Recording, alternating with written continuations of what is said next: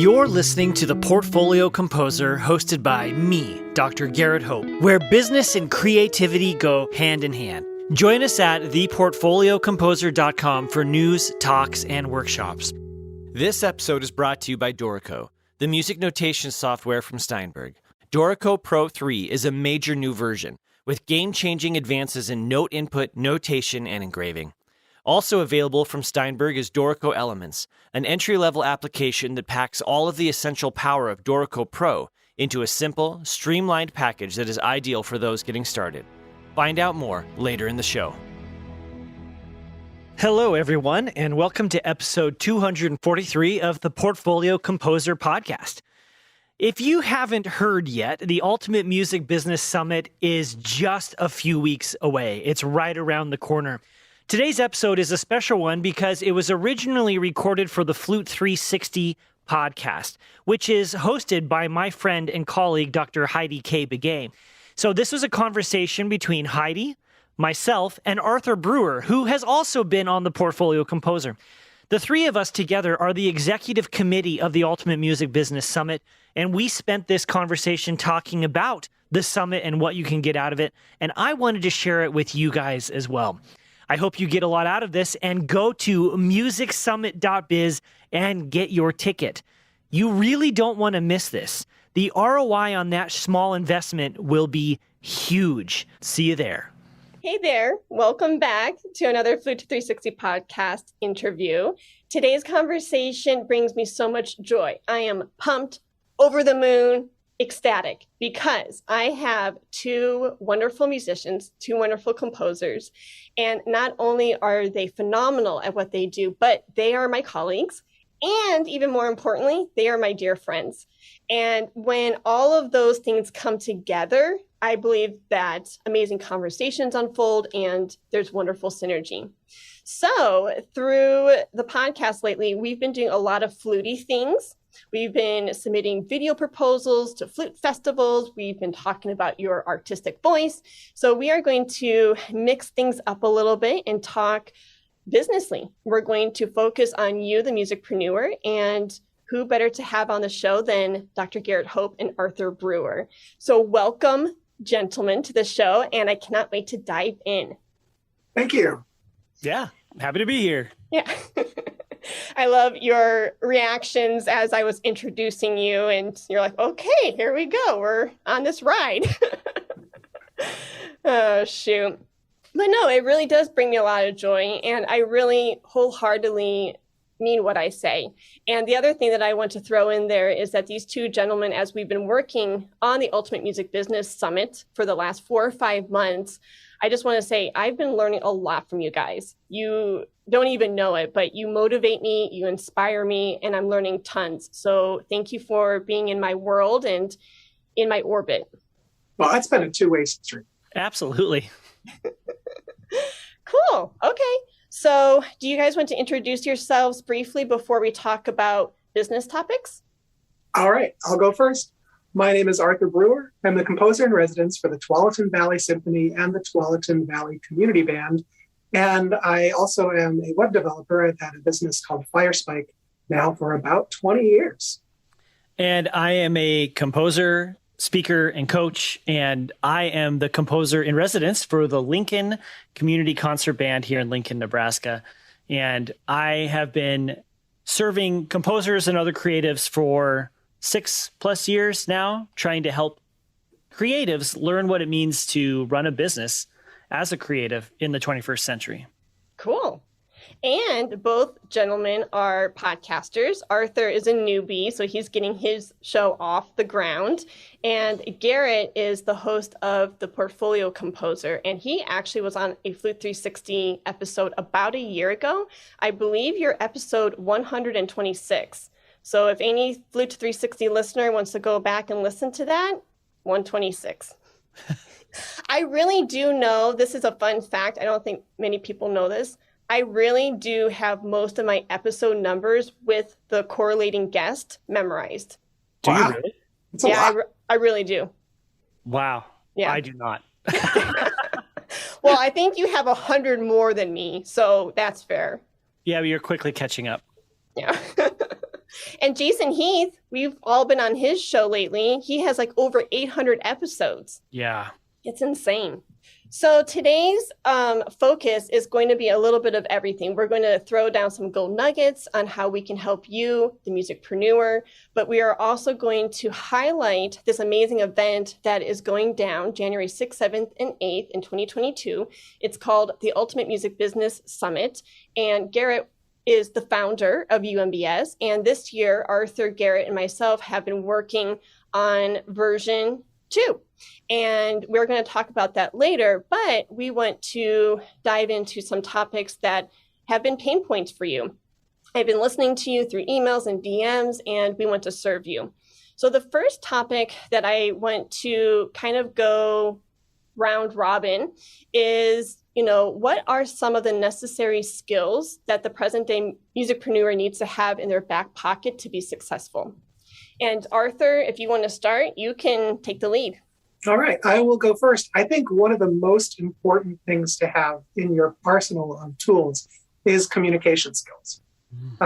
Good written communication skills, good verbal communication skills, being able to talk in front of any size of a crowd, just practicing those things in different ways that you can, those are really necessary because your communication, your connection to all of the people who you're going to be in business with and working with and all of that, that is your lifeline to the people you're with and the people you're collaborating with and the people you're working for.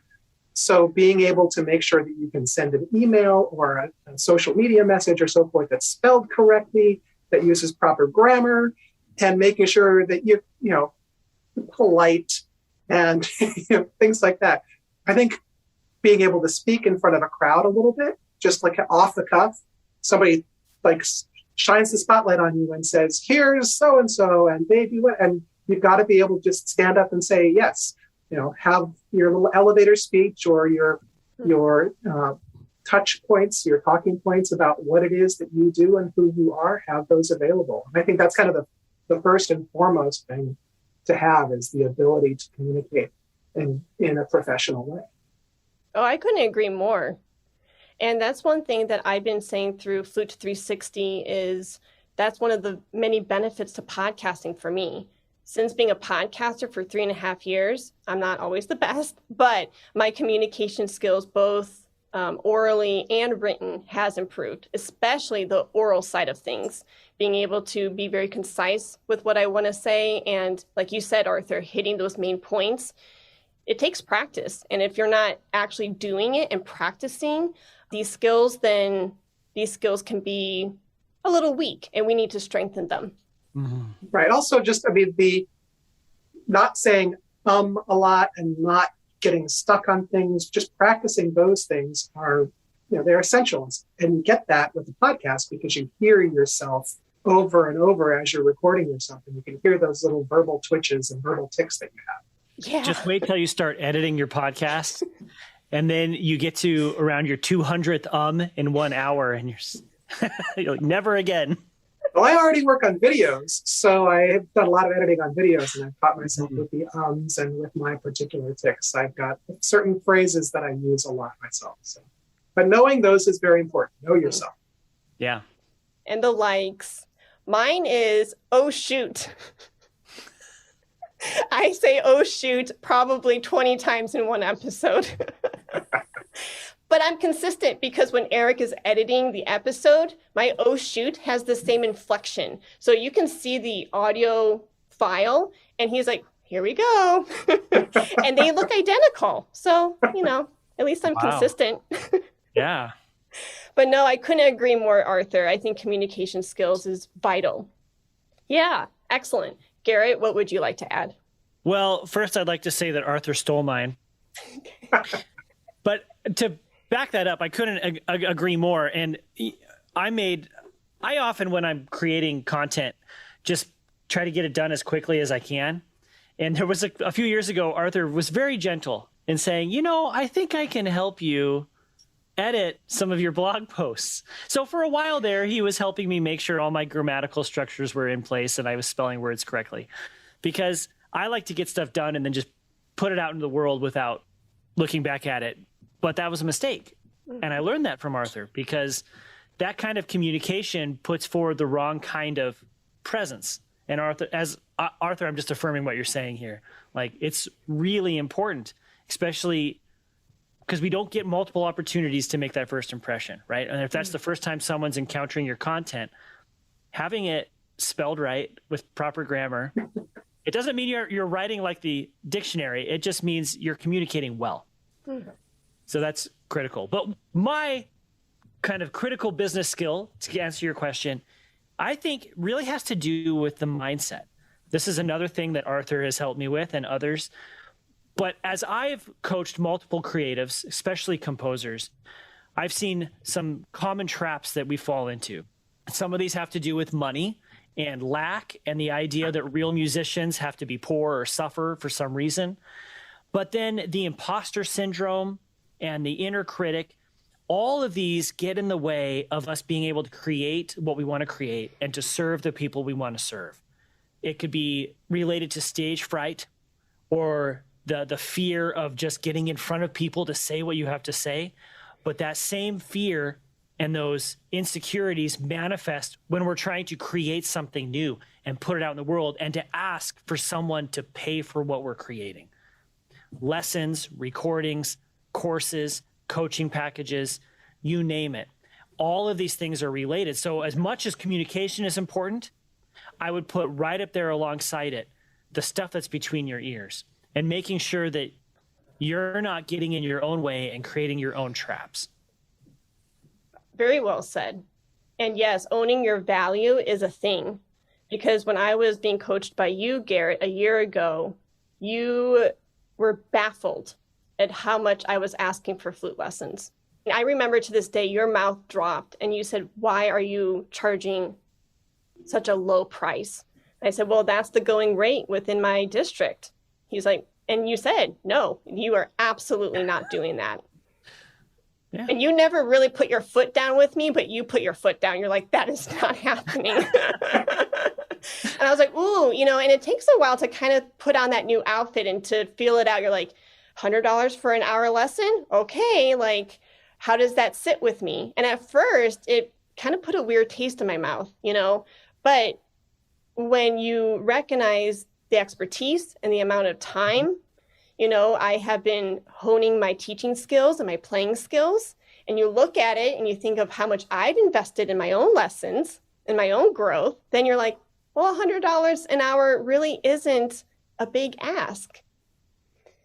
Well, and to kind of continue on the prices discussion, prices send signals to the market.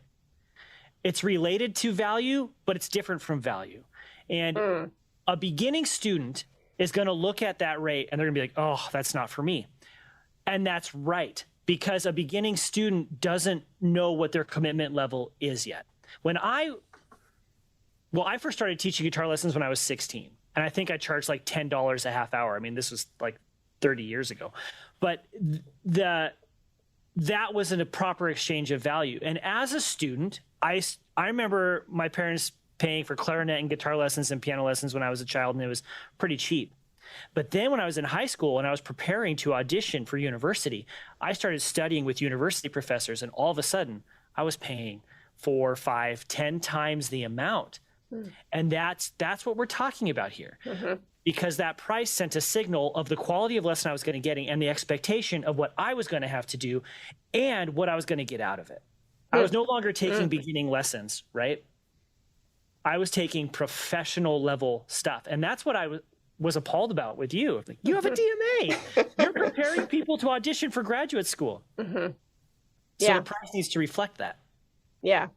No, and it really helps, because now when I'm working on packaging my courses, for the podcasting musician and the corporate sponsorship courses, some marketers have come by my website and have seen course number 2, and they're like, "You are selling this for how much?"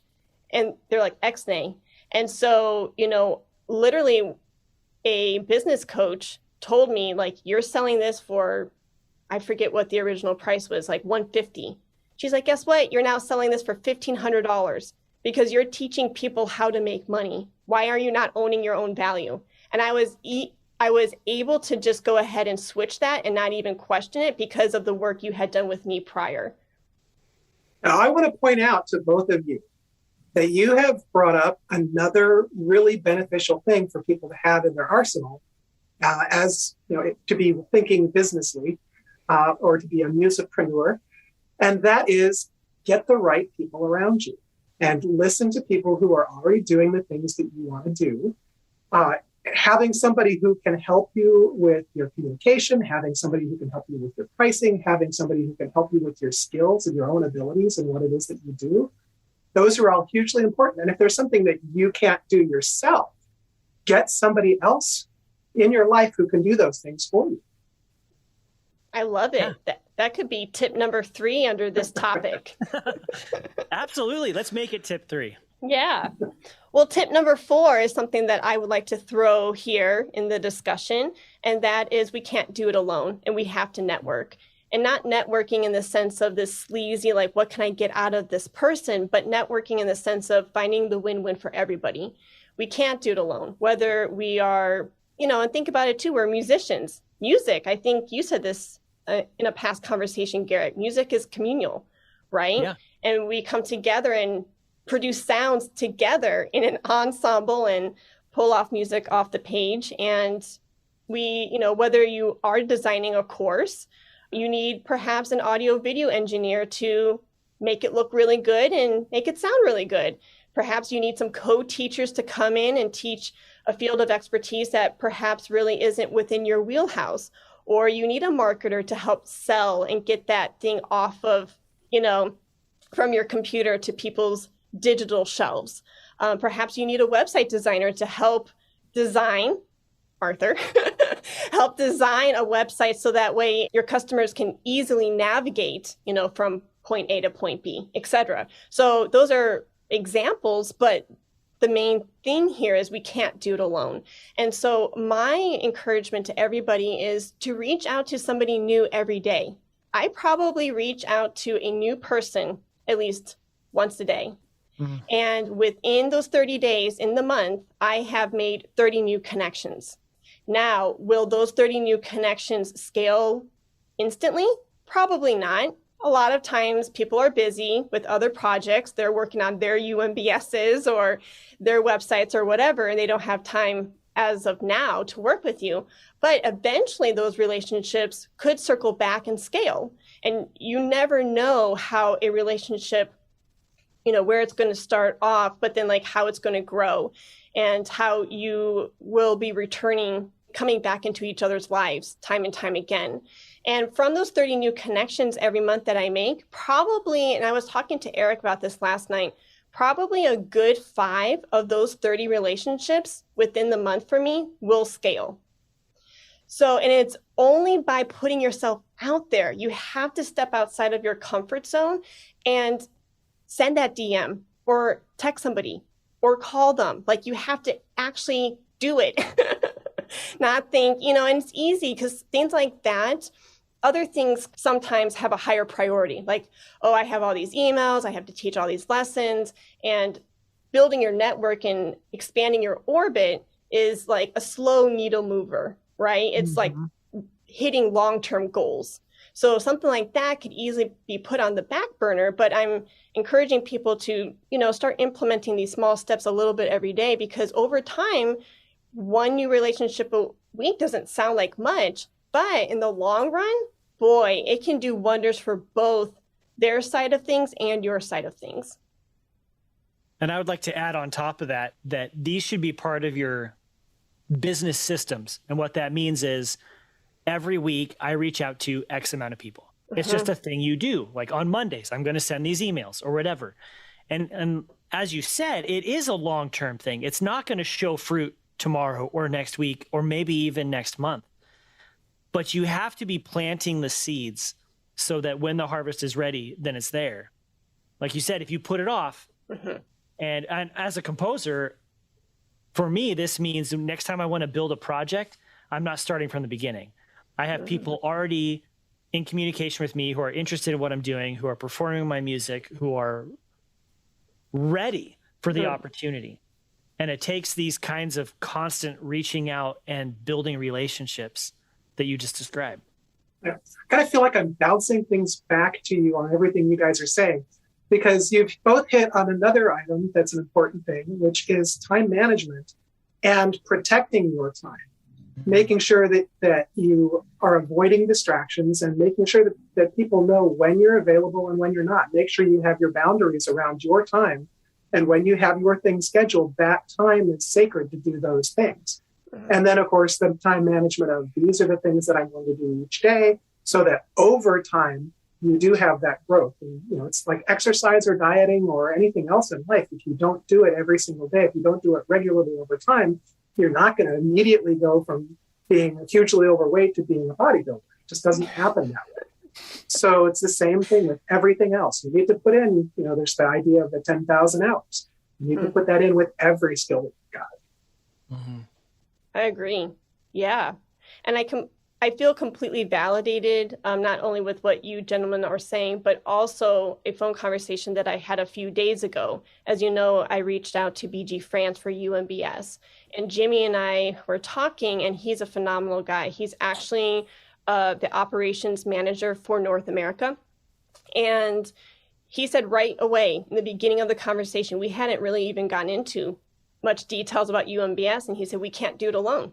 And I wholeheartedly believe that. I was like, yes, especially somebody, with the title he has and the company he works for, it feels validating, just to hear somebody wanting to collaborate with, even not with people like us, but do you know what I mean? Like really supporting artists and teachers at all different levels. I think it's phenomenal.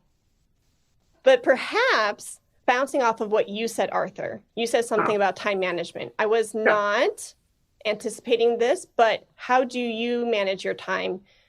And this question goes to everybody, because we all wear all of these different hats, right? Musician, composer, podcaster, teacher, coach, nonprofit organizer. How do you guys do it all? Right now, poorly. Right now, my own company, as far as the web development side of things, is understaffed. So I'm working on bringing somebody else in to help. But in the meantime, I'm wearing more hats than I usually wear. So I'm getting more distractions and more all sorts of stuff. But again, protecting my time is the first thing that I have to do. I have to be able to say to somebody, first of all, I have to be able to say no. It's another skill to have, is the ability to say, no, I cannot do this right now.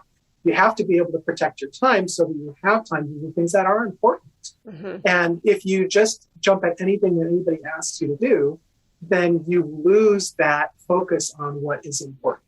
So making sure you have time set aside to do the tasks whenever the best times are for you. I'll throw in, there's a really great book, I think it's Daniel Pink, has the book When, which is a lot of really good tips about when to do things in the day and how to schedule things so that your mind is in top, peak condition for the time that you're doing something. But taking an hour and saying, this hour I'm going to do those things, and turning off your phone, turning off your emails, turning everything off as far as distractions, and just working on that thing for that hour is important. Or some people use the Pomodoro technique, which is 25 minutes on, 5 minutes off. So you work on something for 25 minutes and then you give yourself a little play break for 5 minutes to do something completely different. And then you can come back for 25 more minutes to focus on the thing you're focusing on. But having that dedicated time and not thinking that you can actually multitask, because you can't. Multitasking is a lie. And if you don't believe me, try and write 2 completely different sentences, 1 word from each sentence, compared to just writing out a sentence and writing out the other sentence. It takes forever to jump back and forth between the 2 tasks. It takes you like 10 times as much time to do something when you're trying to do 2 things at once. I love it. Yeah, protecting your time is so vital. Nice. Garrett? Oh, I agree. Yeah. Well, how do you juggle it all? As Arthur started his thing, I will say the same.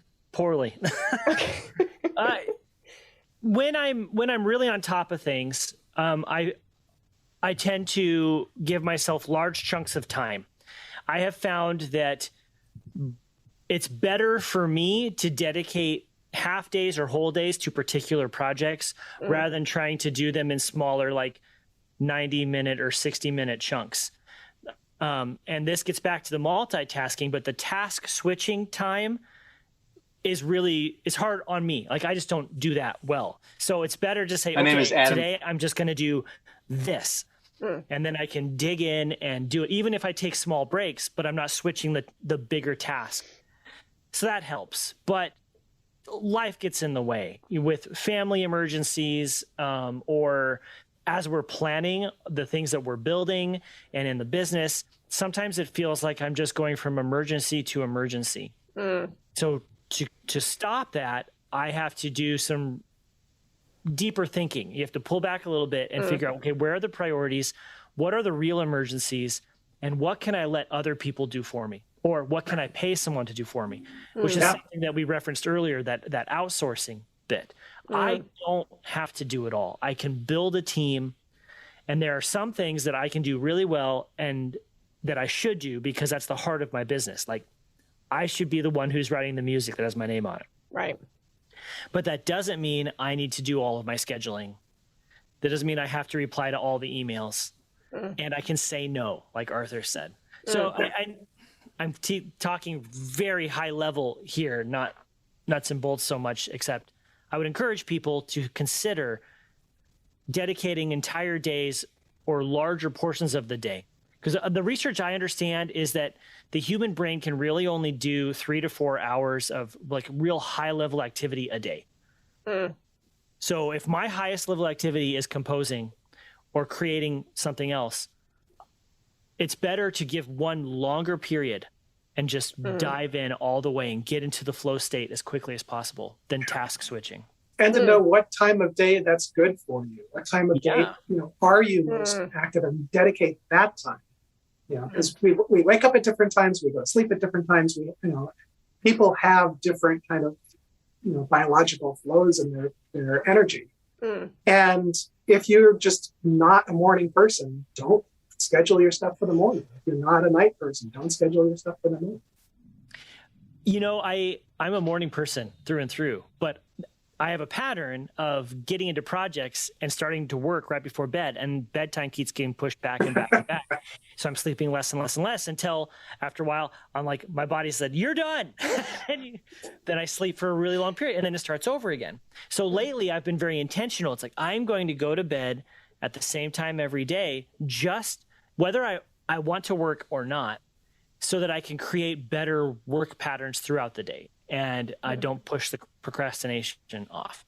Well, and you've just hit on another great skill, which is rest. Actually, a thing to have in your arsenal is to sharpen the saw. You make time to make sure that you can recover. You have rest for your brain, rest for your body, and it's a hugely important thing. It's another priority to make sure you're not trying to do everything and then giving yourself 3 hours of sleep. Yeah. Didn't you write a blog post about that? A couple. Yeah, I think you have.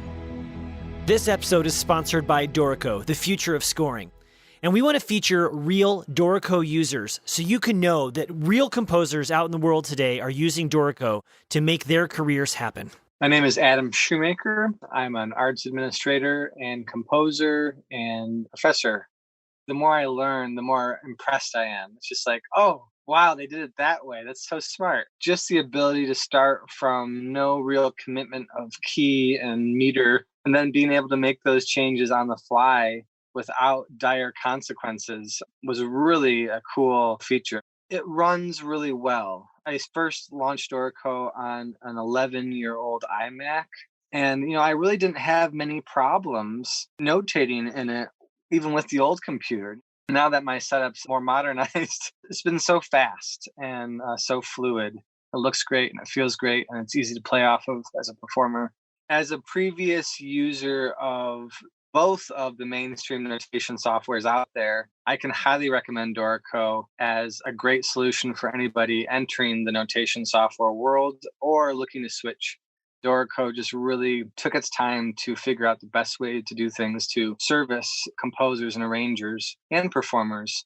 It's really just the smarter way to notate your music, in my opinion. It's been a joy to use. Every time I'm trying to learn a new skill within Dorico, once I learn it, I'm like, oh, that was actually so much fun to learn. And I usually remember it and it sticks with me. And I feel like in the past, like, I've always been like, oh man, that was so cumbersome. But in Dorico, I have yet to run into something that I cannot do and not do easily. I feel supported by the software's capabilities and also, the team too, the team behind Dorico. They're so attentive and helpful and ready to assist. They want to make this a great opportunity for everybody that's using it. And so I'm really pleased with the customer service behind the Dorico too. The kind folks at Dorico have set up a special web page so you can go and download a free 30-day trial copy of Dorico.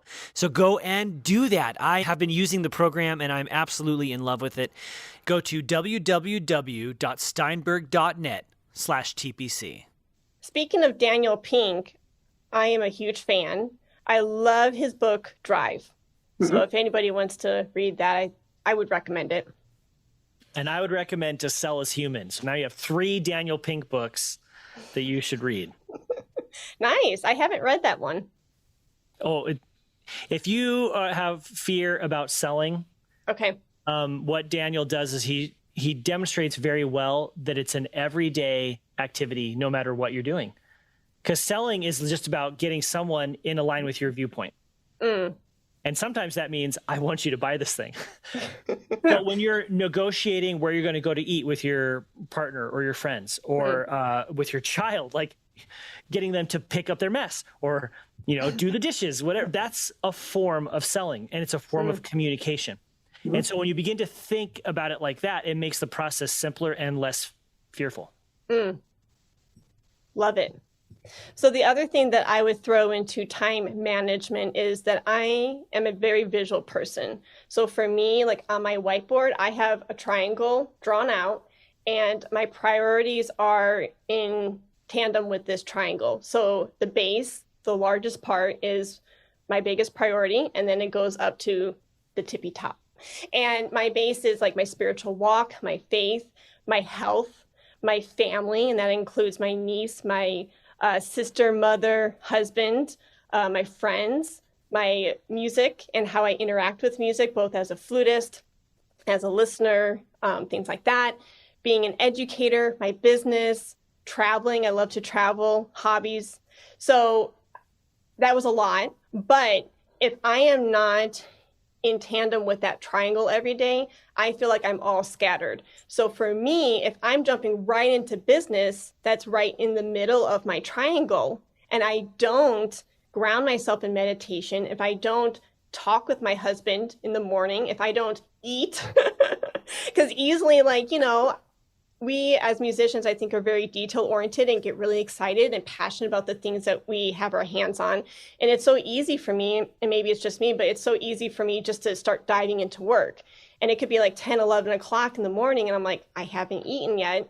And I am not a good person to have hangriness. Like it's not pretty. So I have to really just remind myself I have time. I am allowed to sit down and enjoy my breakfast for 30 minutes while I'm doing my devotionals or while I'm speaking to Eric. And hey, check in with my niece and then go into wearing that, CEO cap or the CTO cap or being an educator. So for me, I really, it helps to prioritize, or for me to visualize my priorities and go from there.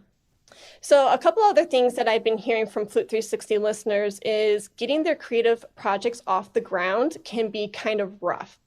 And I empathize completely because another thing I think, for us as musicians being creative artists, we have a lot of different ideas, and choosing one and really, focusing on it and working with it and then scaling it.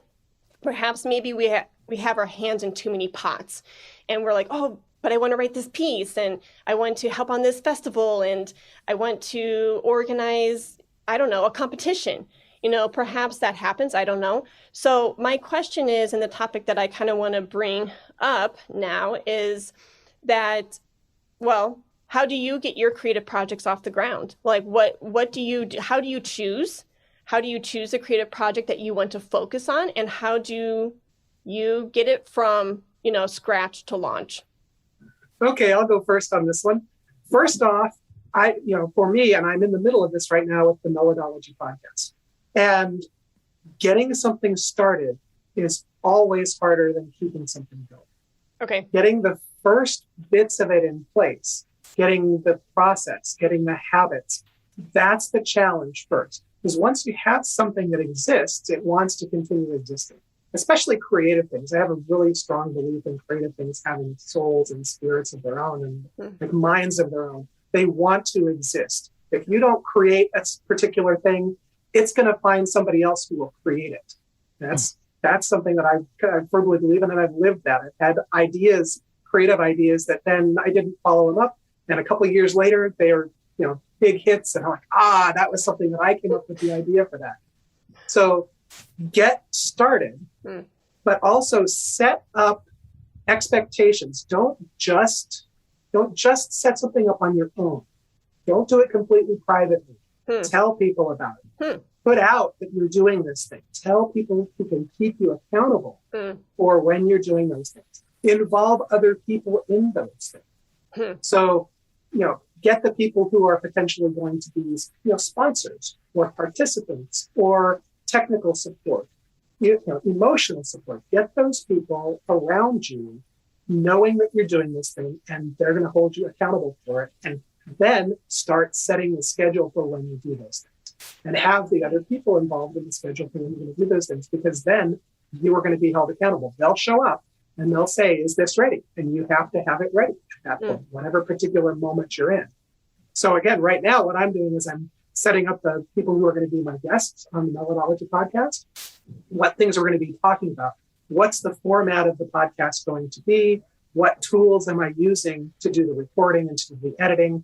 I already have, experience helping other people with posting things up, making sure they get out there to the universe. But, the process of actually creating them and then scheduling those things to happen, that's the place that I am right now. And I am actively going around telling people, this is something I'm doing right now, and I'm planning on it starting this date. And the people who are involved in it, the people I'm having as guests, I'm saying, let's schedule a date so we can do a recording and we can go over this. And to me, that's kind of getting the ball rolling, is making sure that there's a wave that's moving with you. You're actually being carried by this supportive, emotional, structural wave of the people around you. When you're talking about how creative projects like find you, I kind of imagine like this little cloud coming over and saying, you have been chosen, Arthur, and there's a quote by Sir Terry Pratchett in one of his Discworld novels for the people who are fantasy fans. And he talks about little particles of inspiration that sleep through the universe. And most of them just never end up happening unless they hit the right person's brain in the right place. And when you have those little particles of inspiration, I like that idea because, again, it can go through you and go to somebody else. Yeah. But I like that idea that those things exist. The creative concepts, they're out there and they want to live and they want to happen. Yeah. The same thing is discussed in Elizabeth Gilbert's book, Big Magic. Yes. Yeah. She talks about have you watched her TED Talk? Yes. Because she talks about these things like coming on the wind.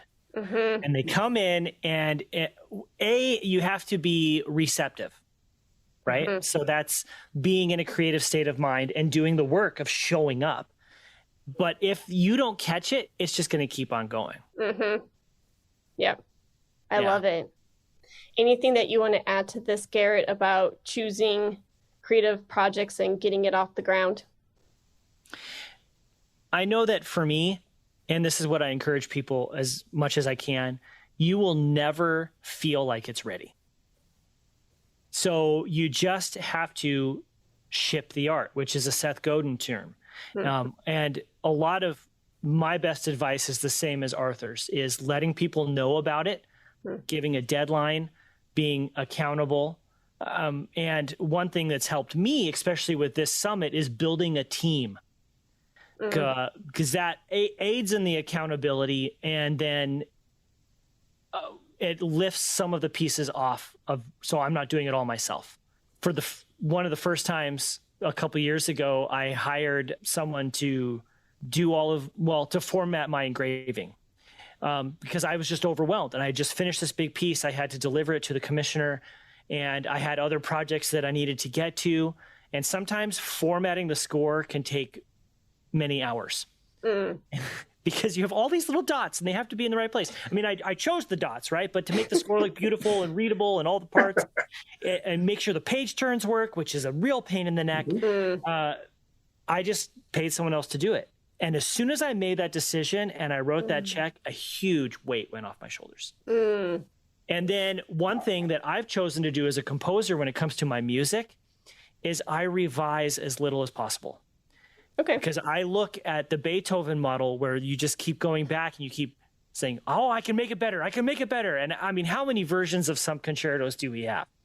And I would rather take that energy into a new piece.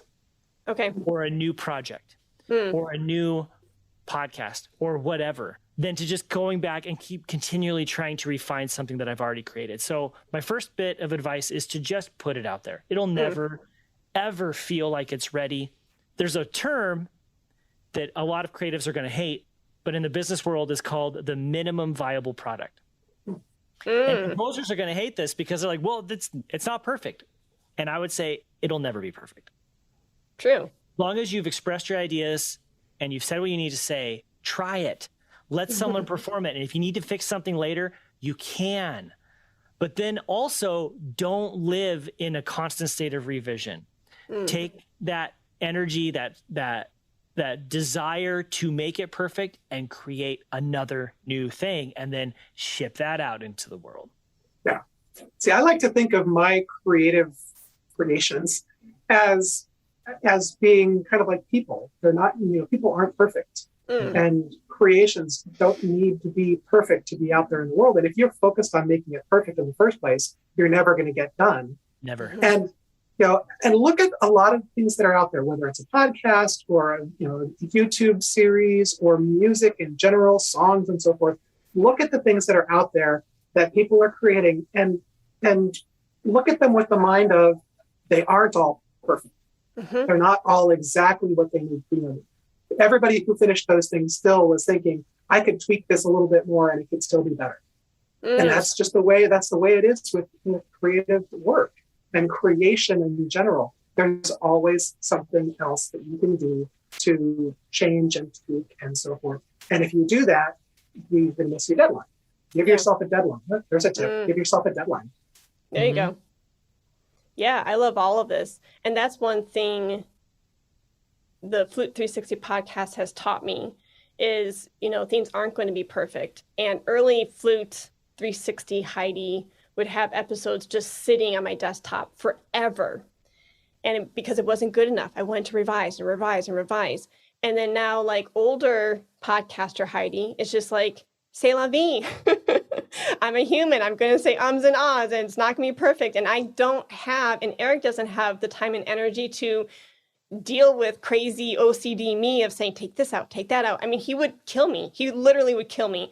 And so, when I finally hit the publish button, the reason why I can go ahead and hit publish is the question I ask myself is it better that it sits here on my desktop, not serving anybody, or, and trying to be the perfect episode it possibly can?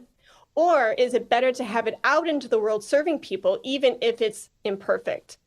And when I can answer myself, or when I can answer that question and say, yes, it's better to be out there in the world, it's easier for me to hit publish because, I've accepted the flaws and, accepted the fact that nothing can be perfect. But it feels good knowing and focusing on the why. Like, I want to help people. I want to help them, move the needle forward in their business or their playing or whatever. And it takes the focus off of me and it puts the focus on them. Yeah. So the only thing that I would add to this is, I would pretty much be piggybacking off of what you guys have already said. The only thing that I would add is, look at your 5 W's: who, what, where, when, why. And maybe focus on why first before you say yes to something, like what you were saying, Arthur, earlier. Learning to say no, it can be very empowering and it's needed to set up those healthy boundaries. But why are you doing this project? Why are you going to say yes to somebody to co-organize something or co-produce something? And if you can't answer, like, ask yourself, is this going to be in alignment with my business's vision or mission? And if it is, then go for it, and if you really have a heart for it, yeah, do it. But if it's going to take your energy and time away from the other things that perhaps are on your plate, then perhaps this is a good time to say no and to say, maybe at a later time. And then once you've decided that, yes, this is in alignment with my business and who I am as an artist, then piggybacking off of what you guys said, who's going to be involved? Accountability, people, we can't do it alone. What is it? When is it going to happen? And that's the dates, right? And I feel like I forgot another W, but it's just, I like to keep things simple. My mantra in life is kiss it. Keep it simple, smarty. Now, I'm not always good at that, but I try to kiss it is next to my triangle up on my whiteboard. So I try to kiss it. So I couldn't agree more with what you guys had said. I think you touched on it. One more thing that is really important is knowing your own values and knowing what is important, what goals are important, what areas that you're working in are important, which people around you are important, and focus on those things. That helps you know what to say no to. Because if somebody comes and asks you to help with something, but it's not in any way inside your values and inside what's important to you, that isn't, that's a good sign. It's something that you should say no to. That's not if somebody important to you is asking you to do something that because they're important, you can help them with it. That's again, that person's important, so I choose to help that person. But you need to know what your foundational values and what things you're valuing when you're making your decisions and when you're going ahead and doing all the different things you're doing. Mm-hmm. I love it. Speaking of creative projects, Garrett, you founded the Ultimate Music Business Summit last year, and it went down January 2021. And this year is the second annual event. Can you tell us the inspiration behind UMBS? I'd be happy to. So last year was when we were in the middle of all the shutdowns, and it was very stressful, and no one knew what was going to happen. And I wanted to encourage people and help people to choose themselves and to take advantage of the opportunities that are available when you begin to think businessly, like we've been talking about this whole conversation. Yeah. So I reached out to a whole bunch of people I know, the two of you included, and I asked them to join me in presenting a summit. And I created I invited more than 21 people to give presentations. And the tagline was 21 plus presentations to take control of your business in 2021 and to write your own stimulus check.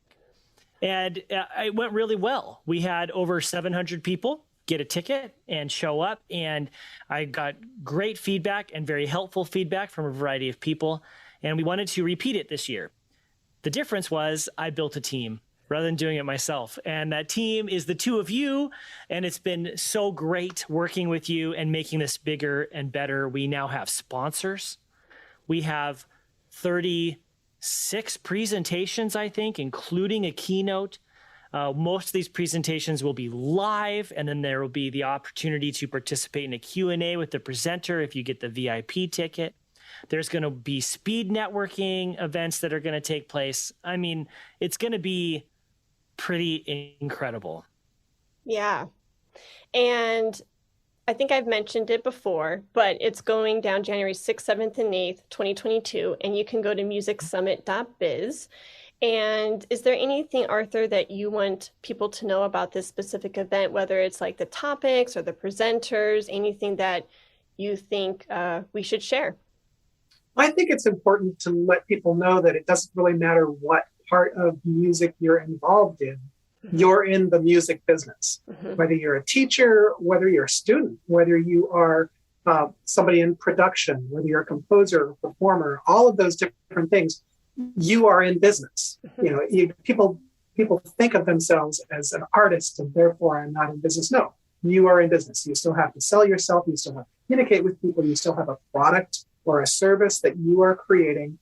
And we live in a world that you need to have income. Income in terms of money, the way to think of it is it's just gratitude. People are thankful for the thing that you created, the service that you do, and they're providing their gratitude in a concrete way. Business, I've mentioned this in a different podcast, business is not a 4-letter word. And as people who are creatives, we need to be thinking in terms of business as something that we are, it's something we're doing every day. We shouldn't hate it. We should just embrace the fact that this is the way that we are, this is the business that we're in. And we are in fact in business. Yes, I couldn't agree more. And it's really interesting to see how some, not all, but some musicians don't have that, as of yet, businessly mindset. Even when people who are actually filing Schedule Cs still don't see themselves as a business. And it blows my mind because I was working with a young lady last year and we were building her podcast. And I said, because she loves teaching one-on-one lessons, but our time is our most precious commodity, right? And only teaching one-on-one lessons, it can only be you and Joe or you and Jane in the room, but how can you serve more people? And so she was thinking about expanding her business. She wasn't using business, but she was thinking like, I want to create a class and help more people in group sessions, etc. And I said, well, let's build a podcast to shine a light onto your business, into what you do. And she goes, what business? I said, you're the business. No, I'm not. Yes, you are. And it really, she really seriously had to sit with that for a minute. And it was interesting to witness. And the fact she files a Schedule C too. And she didn't have that business mind cap on. Right. But the minute that paradigm shifted, she started researching, reading things differently, seeking out the right resources to build the business, talking, thinking differently. And I know I've had that paradigm shift. So it's not a judgment thing. It's just an observational thing. But you're right, Arthur. Even if you don't see yourself as a business as of yet, you are a business, and come to UMBS to start honing those different skills in order to think more businessly and to have your business grow. Yeah. And the other thing that I want to add on top of the other is that there are a whole bunch of different people talking on a whole bunch of different topics. Mm-hmm. And a lot of people will look at those and they'll say, well, this one doesn't apply to me. This one doesn't apply to me. But you'd really be surprised, and people who are not thinking in terms of business tend to say that more often than somebody who is actually thinking of themselves as a business. The skills that are being presented by the different presenters, and they're in their environment, in their situation. They might be a performer and you're in production, something like that. They might not be in exactly the same place as you are, but they will be presenting about skills that you very likely will be able to use. And also there's networking opportunities. Again, with the VIP ticket, you get to be the Q&A question, the Q&A sessions afterwards. And so you've got that, but also we can have 2 tracks of presentations. So if you are going to get the basic ticket, you're going to want to really pick and choose which of the presentations you're paying attention to. If you have the VIP pass, you of course can listen to and watch the presentations indefinitely after the event. But live, you can't see 2 events at the same time, or 2 presentations at the same time. But you have to pick and choose who it is that you're going to watch and who do you want to connect with. There's going to be people that you can connect with and you can meet, and they will have skills and they will be part of that network and part of that wave that will help you with what you do. Mm-hmm. Yeah. Can I kind of piggyback on that? Please.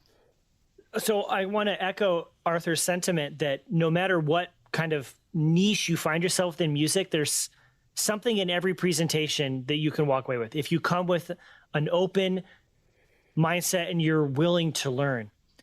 We've requested that all the presenters give actionable content, meaning they're going to give advice on how to do things.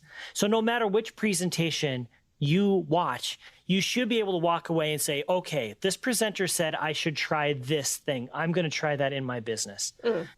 So if you do that with all of these, that's 34, 35 strategies for you to apply to your business this next year. And the ROI should be tremendous, right? It's a pretty low investment. right now, through the rest of the month of November, the VIP ticket is $97. And then in December, it goes up to $137. So imagine spending that much. You would spend that much, like we said earlier in the conversation, on a high quality lesson on your instrument. One lesson, right? So if you spend that much on your business, and these are business expenses, so you should be writing this off on your taxes, for one. But secondly, think of if you could make $500 from that $100 investment. That's a 500% ROI. And I guarantee you, if you think businessly, you're going to make a whole lot more than $500 this next year. Maybe you'll make $5,000, $10,000, $50,000. It could completely change your business to give you economic and time freedom and the ability to serve your people well. There are people who want the music you're creating, who want to learn from you, who want to be entertained by you, or who want to network with you. That's all part of being business. And you can't do that if you're stuck and trapped in a job mindset and a scarcity mindset, and you're not working on your business. And not just the ROI in implementing these different tangible steps that the presenters are going to give you, but the ROI on just the networking and the possibilities of meeting people is priceless. You cannot put a price on that. No. And it's amazing to see, our music friends. I mean, just look at from year 1 to year 2. Mindy Peterson, who's been a huge supporter of UMBS. She had us on her show, or Garrett specifically on her show, Enhance Life Through Music, and she's a sponsor of UMBS 2022. She attended 2021 as an attendee, right? And she met phenomenal people, brought them into her orbit, and she keeps telling me through DMs, these relationships are still thriving. We're still working together. We're collaborating together. And that was from last year's 3-day event. What can that do for you, in your business, and going back to the discussion of people? We can't do it alone, and networking. For me, last year I was a presenter. This year I'm more hands-on. But even from last year, for me being a presenter, I was able to coach people through their podcasts, helping people build a podcast. I was able to be in cahoots with Gloria St. Germain and be a co-author in one of her books. And the list goes on and on and on. Now, that would not have been possible if I didn't step outside of my comfort zone and say, hey, Gloria, you're a pretty cool chick. Let me, pick your brain, or do you know what I mean? And so you have to open up your mind, open up those blinders, and really see what you can get out of these 3 days, because, and I really wholeheartedly mean this, like, Garrett and Arthur have like 2 of the biggest hearts that I know.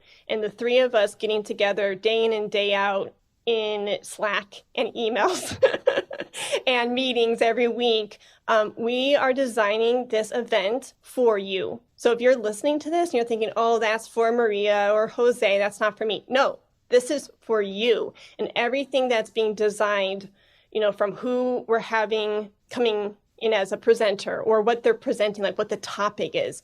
We have you in mind for that. Like, how can we serve our community? What do they need? Because we know there are a lot of musicians out there right now who are hurting. And we've been there.